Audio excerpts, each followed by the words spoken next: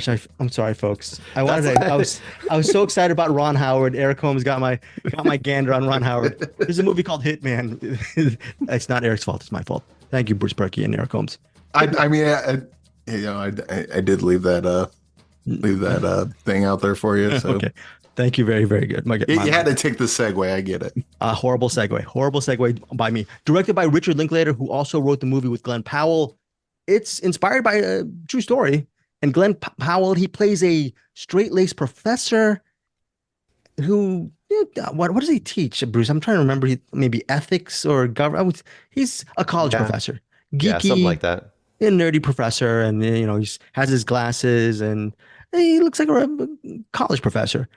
But he's again played by Glen Powell, who's quite a good-looking man, right? But then he also moonlights as he with the police department. He helps the police with these undercover sting operations with people who want to kill their respective loved one or lover. So he gets involved in this operation where, because of a coworker is suspended from the force for a while, he gets sort of this part-time gig pretending to be a hitman. Okay. So by day, he's a college professor. And later in the day or on different days, he is a pretend hitman. And his job is to help spearhead these sting operations. And they catch a lot of bad people for their crimes in hiring a hitman. It's based on the Texas Monthly article by Skip Hollandsworth, again, directed by Richard Linklater, who co-wrote the movie with Powell. It stars Adria Arjona, who is a client who steals the professor's heart after she has an idea of killing her husband, who is supposedly really abusive and I guess maybe overprotective. There's something wrong with her husband, and she wants to hire him to kill her husband.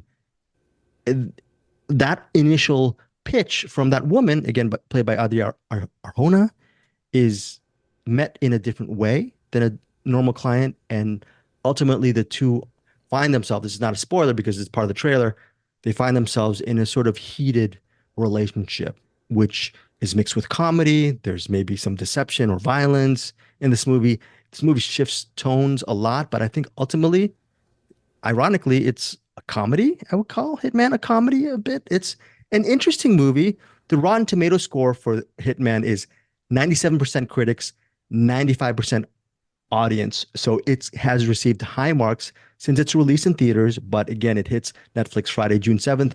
Bruce Purkey, your thoughts on Hitman?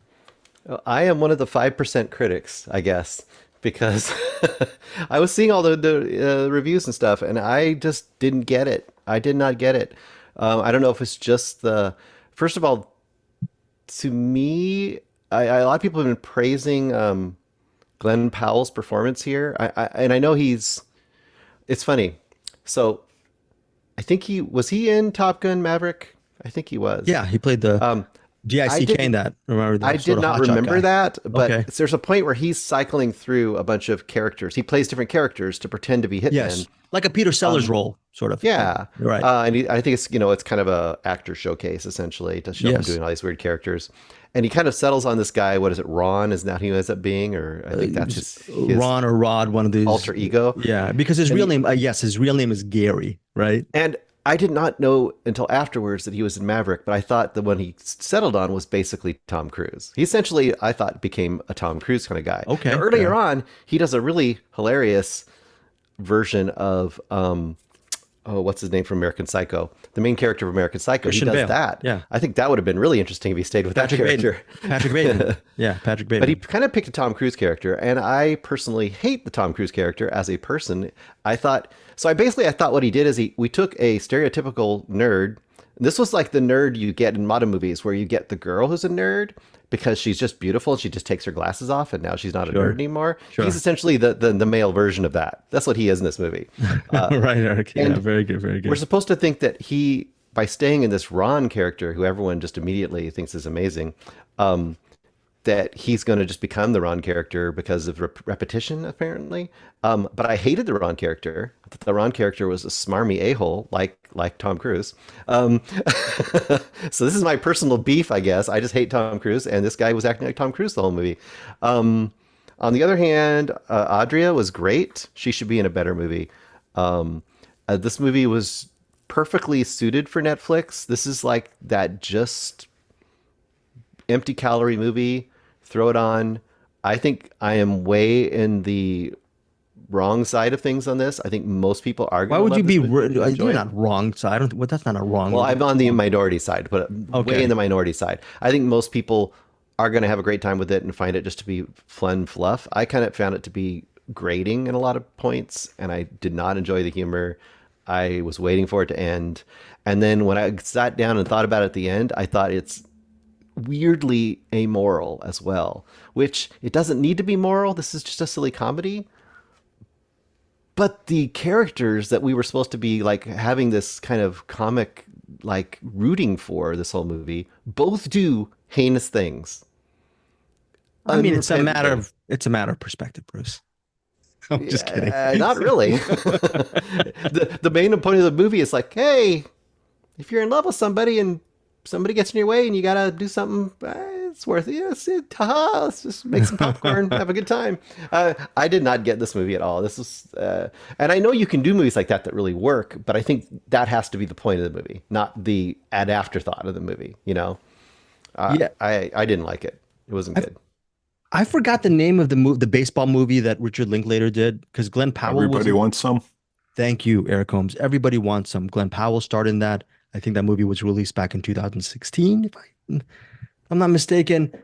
I love that movie. Glen Powell had, when I remember watching Glen Powell in that movie, and I go, oh, well, that's Glen Powell in that Matthew McConaughey role, and everybody wants some.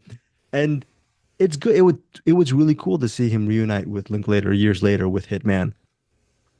I just had so much fun with this movie. I'm fine with that Netflix stamp on it. It is a Netflix movie. I'm glad I watched, Bruce. I'm glad you and I received early access to Hitman as an app. Turn the knife. I don't mean this in a bad way. I really enjoyed this movie as a Netflix film. I don't know if I would have seen it in the theaters because I'm a hermit, and if it's not Dune Part 2 or Mad Max Fury Road Furiosa, a Mad Max saga, I'm not going to go out to see it. So that's my own personal taste. But as far as entertaining fluff, with fluff not being a pejorative, not being a negative word, I had a great time watching Hitman. I finished Hitman, and then I know, Bruce, you're going to shake your head at this.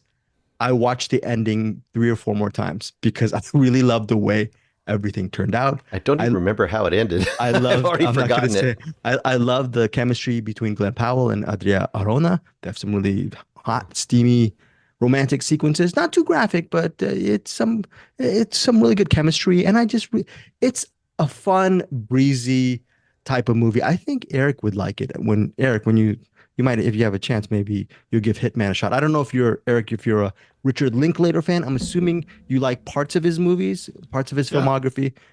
This is, I don't know, Bruce, does this snugly fit into his filmography, or does this feel like more of a...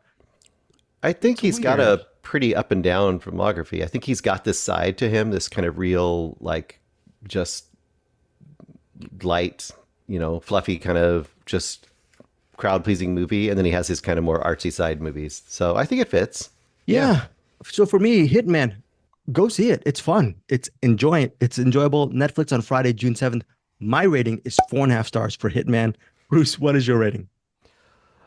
It would be 2, but Adria is so good, I'll give it 2.5. Yeah, she's so great. And I guess, look, when you say that she should be in a better movie, I disagree with you, but I agree with the sentiment, at least, with Adria. She's a star in the making, if not already a star. This is CinemAddicts.